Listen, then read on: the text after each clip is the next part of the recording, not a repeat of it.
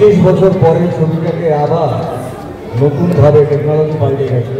মানে নস্টালজিকে খুব কম একটা ছোট কথা আমার কাছে মনে হয় যে আসলে শ্বশুরবাড়ি জিন্দাবাদ একটা আমাদের কাছে ইমোশন, এবং 25 বছর পরে আমাদের প্রডিউসাররা ইনিশিয়েটিভ নিয়েছেন, এটা অনেক জায়গাতেই হচ্ছে। বাট নর্মালি আমাদের এখানে যেটা ট্রেন্ড যে কিছু পৃথিবী বিখ্যাত ছবিগুলোকে আবার নতুনভাবে রিস্টোর করা হয়, কিন্তু এটা একটা হার্ডকোর মেইন স্ট্রিম সিনেমা যেটা অন্যান্য রাজ্যে হচ্ছে, অন্যান্য ভাষায় হচ্ছে। সেইটা তারা ঠিক করেছেন যে শ্বশুরবাড়ি জিন্দাবাদ তারা নতুনভাবে। আমার সব থেকে যেটা ভালো লেগেছে সেন্সর কার্ডটা যাওয়ার পরে আমি দেখলাম শ্বশুরবাড়ি জিন্দাবাদের উপর ইউফো এলো। সো এটা আজকে ডিজিটাইজেশন হলো। সো এটা আমার কাছে একটা অদ্ভুত ইমোশন, কারণ আমরা জানি যে এই ছবিগুলো যখন আমরা করেছি এটা অফকোর্স একটা আমি জানি না আপনারা দেখেছেন কিনা, বড় স্ক্রিনের সিনেমাস্কোপ আজকের ফরম্যাট, এটা কিন্তু আমরা 25 বছর আগে শুরু করেছিলাম।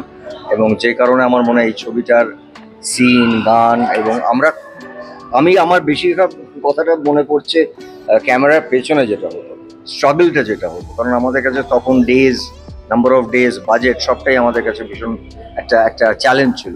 আমার এক্ষুনি মনে আছে এই গানটা যখন হলো, ওই জন্য আমি উঠছিলাম না। এই গানটার সময় আমরা আউটডোরে গিয়ে একটা মানে হয় না, একটু ওয়েদার খারাপ পেয়েছিলাম কালিম্পংয়ে। সো আমি এই গানটা রোজ সকাল 4টের সময় উঠে 4টে থেকে 6টা গানটা করতাম, করে যখন প্রপার ব্রাইট লাইট বেরোতো তারপরে অন্য সিন বা গান করা হতো।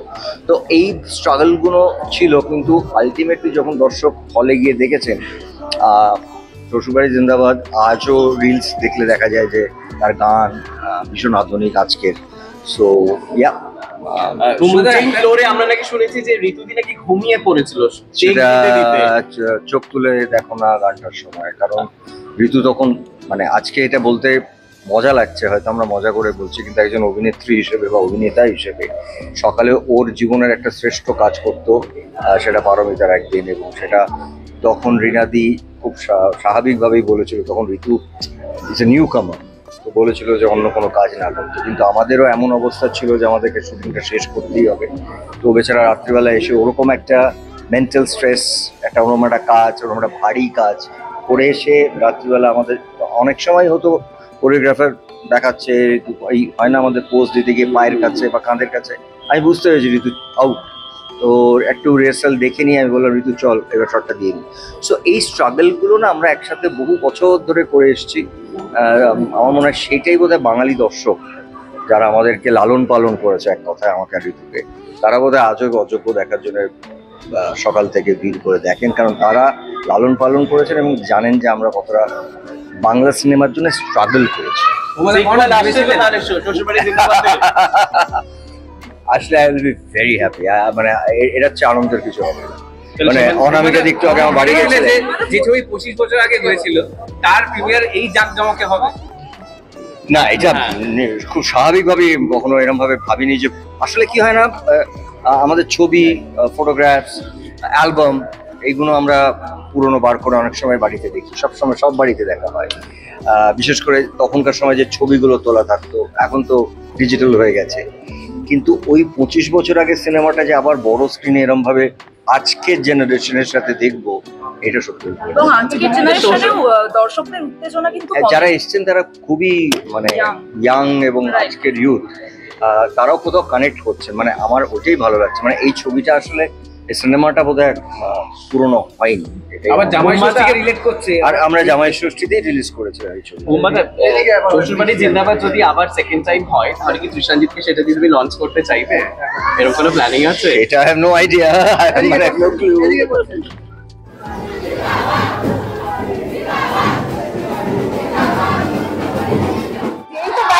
শ্বশুরবাড়ি জিন্দাবাদ, এটা কি হচ্ছে বলে মনে হচ্ছে কি একটা মানে কি বলবো, পরিধ্বনি হচ্ছে না শ্বশুরবাড়ি জিন্দাবাদ হচ্ছে, কি হচ্ছে আমি বুঝতে পারছি না। সারপ্রাইজটা কিভাবে পেলে বলো? আচ্ছা, ফার্স্ট সারপ্রাইজ পেয়েছিলাম এই যে এই ছেলেটি আকাশ ব্যানার্জি, অনেক কাজ করে আর কি ডিরেক্টর হিসেবে।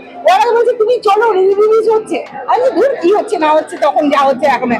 তারপরে ও বলেছিল, তারপরে ফেসবুকে দেখলাম বুম্বাদা অফিসিয়াল চ্যানেল থেকে বলেছি শ্বশুরবাড়ি জিন্দাবাদ যারা, তো ওখানে জয়েন হতে ওরা তখন বলছে আমরা তো আপনাকে খুঁজছি, কেনা হোক না কিন্তু আপনি আসুন। তারপরে তো বড়দা এখানে যে অ্যাসিস্ট করে তাকে 25 বছর আগেকার কথা কি কিছু মনে পড়ছে? ও ভীষণ ভাবে মনে হচ্ছে। এখন মনে হচ্ছে না যে 25 বছর আগে আছি না এখন আছে, আমি তো বুঝতেই পারছি।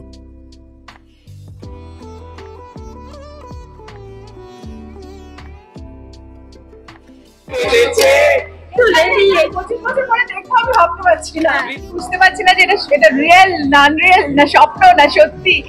মানে একটা গানের লাইনও আছে এখানে, স্বপ্ন না সত্যি, এরকম আছে। তাই এটা সত্যি হচ্ছে যে 25 বছর পরে আবার আমরা দেখতে পাচ্ছি আমাদেরকে স্ক্রিনে। মানে এটা সাংঘাতিক বিষয়। মানে এটা আমার মনে হয় যে আমি আমার প্রডিউসারদের থ্যাংক ইউ জানাবো, ভেঙ্কটেশ ফিল্মসকে, যারা আবার সিনেমাটি বা প্রেক্ষাগৃহে নিয়ে এলো।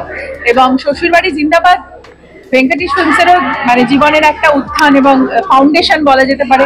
শ্বশুরবাড়ি জিন্দাবাদ থেকে আবার ভেঙ্কটেশ ফিল্মসের মোড় ঘুরে গেছিল এবং আবার নতুন করে তারা স্বপ্ন দেখেছিল ভালো সিনেমা বানাবার। তো সেই জন্য আমার ধারণা যে আজকে আবার খুব একটা বিশেষ দিন, মানে জামাই ষষ্ঠীর অবসরে। আর সেই সময়ও ওই 25 বছর আগেও জামাই ষষ্ঠীতেই রিলিজ হয়েছিল শ্বশুরবাড়ি জিন্দাবাদ। এবং আজকে আমাদের ঋতুদারও মৃত্যুবার্ষিকী এবং অনেকগুলো বিষয়, মানে আজকে মানে পুরাতনের 50 বছর, সরি 50 দিন পূর্ণ হলো। তো আমার মনে হচ্ছে যে একটা খুব একটা আবেগপ্রবণ মুহূর্ত এটা। ঘুমার আগে প্রশ্নটা করেছিলাম আমরা যে এই একটা ছবি 25 বছর পরে এইভাবে যে আবার প্রিমিয়ার হবে, এটা কি তুমি নিজে ভেবেছিলে যখন তোমার ছবি শুটিং হয়েছিল? না, ও সত্যি হবেনি। মানে এটা ভাবনার বাইরে বলা যেতে পারে। কারণ সত্যি কথা তখন তো এত কিছু ইনফ্যাক্ট আমি এক্ষুনি বলছিলাম যে তখন আমাদের কোনো ডিজাইনার ছিল না, কোনো ডিজাইনার ড্রেস ছিল না, মানে কোনো ডিজাইনার মানে প্রোডাকশন ডিজাইনার ওইভাবে কি ড্রেস ডিজাইনার ওরকম কেউ ছিল না। আমরা সেই মানে আমার এক বান্ধবী কিছু ড্রেস করে দিয়েছিল, ওর একটা মানে কেউ একজন ড্রেস করে, তারা আমরা মিলিয়ে মানে কালার স্কিমিং কিভাবে, টুইনিং কিভাবে করবো এই ছবিতে আমরা সেগুলো করেছিলাম। ফাইট মাস্টার এসেছিল চেন্নাই থেকে, মানে দুর্দান্ত ফাইট সিকোয়েন্সেস, রোম্যান্টিক সিকোয়েন্সেস, তারপরে আমাদের ডান্স সিকোয়েন্সেস সিনু মাস্টার এসেছিলেন সাউথ থেকে, আমাদের সিনেমাটোগ্রাফার সাউথ ইন্ডিয়ান। তো প্যান ইন্ডিয়া ব্যাপারটা তখনও আমরা করেছিলাম, মানে it was as much as a modern film. মানে তখনকার দিনেও এই ছবিটা 2.5 থেকে 3 কোটি টাকা ব্যবসা করেছিল। মানে ইট ওয়াজ হিউজ। 40 সপ্তাহ করে একটা হলে চলেছিল। তো আমরা ওই ফ্রেন্সিটা বা ওই মানে কি বলবো, ওই উন্মাদনাটা দেখেছি। এবং আজকে ভগবানের কাছে এটাই মানে প্রার্থনা করি যে এইভাবেই যেন দর্শক আমাদের ভালোবাসে এবং এত বছর পরেও আজকে উন্মাদনা জারি আছে। এবং আরো সবচেয়ে ভালো লাগে ভেবে যে 2024ও আমাদের অযোগ্য সুপারহিট হয়েছে এবং এখনো এই pair as a romantic pair acting করছে। মানে সেটা খুব ভালো লাগছে। আমি জানি না এরকম কোনো নজির আছে কিনা। আচ্ছা ঋতুদি, এই ছবি যদি আবার রিমেক হয় তাহলে সিকুয়েল কিভাবে তুমি দেখছো? মানে আমি জানি না স্ক্রিপ্টটা তখন কিরকম হবে, মানে স্ক্রিপ্টটা কিভাবে আসবে।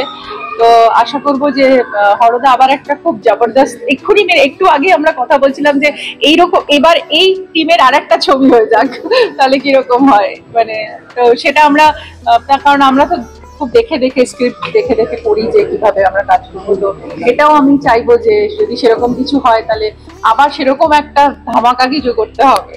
তোমার কাটানো মুহূর্ত যখন যেই ছবি যখন শুটিং করেছিল, এখন তো অনেকটা বছর, 25টা বছর এগিয়ে গেছে, কি স্মৃতি তুমি যখন ছবিতে দেখছিলে, কি স্মৃতি তোমার মনে পড়ছিল শুটিং করার সময়? অনেক কিছু। ইনফ্যাক্ট এই মানে আমাদের খুব ভোরবেলা কুয়াশার মধ্যে কিছু শট ছিল, যে সোনা সোনা গানটা যেটা, মানে সেখানে আমরা খুব কালিম্পং এ ভীষণ ভোরবেলা উঠে তখন ওই হেডলাইট গুলো জ্বালিয়ে ওই গানের শট নেওয়া হতো। তারপরে আবার কিছুক্ষণ পরেই আমরা রেডি হয়ে আবার আর একটা রোমান্টিক গানে যেতাম, কারণ মানে সব আউটডোরে সব তাড়াতাড়ি কাজ শেষ করতে হবে, প্রচুর কাজ। ইনফ্যাক্ট আমাদের আউটডোরেই পুরো সিন গুলো ছিল।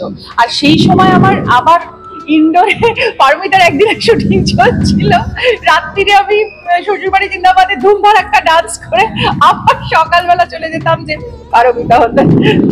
মানে সেটাও আমার কাছে একটা বিরাট স্মৃতি। এবং দুটোই ছবি মানে বাংলা ছবির মানে দিগন্তকে বদলে দিয়েছিল। এবং তো আমার মনে হয় যে সেইটাই আমার কাছে বড় প্রাপ্তি, যে এতটা আমি করতে পেরেছিলাম। এবং সবার আশীর্বাদ, আমার দর্শকের আশীর্বাদ, ভগবানের আশীর্বাদ, আমার মা বাবার আশীর্বাদ, সবাই যারা আমার ওয়েল উইশার, সবার আশীর্বাদে আজকে আমরা এখানে দাঁড়িয়ে আছি যে 25 বছর পরেও আমাদের ছবি নিয়ে হই হই হচ্ছে এবং আবার আমরা রিলিজ দেখতে পেলাম। This is I think this is an example, মানে for the complete industry is an example. 25 বছর আগে কোন জিনিসটা miss করছো? দেখো 25 বছর আগে যে ফ্যামিলি লাইফটা ছিল আমাদের, মানে সম্পর্ক, শিল্পী, টেকনিশিয়ান, সেটা কিন্তু এখন অনেকটা কমে গেছে।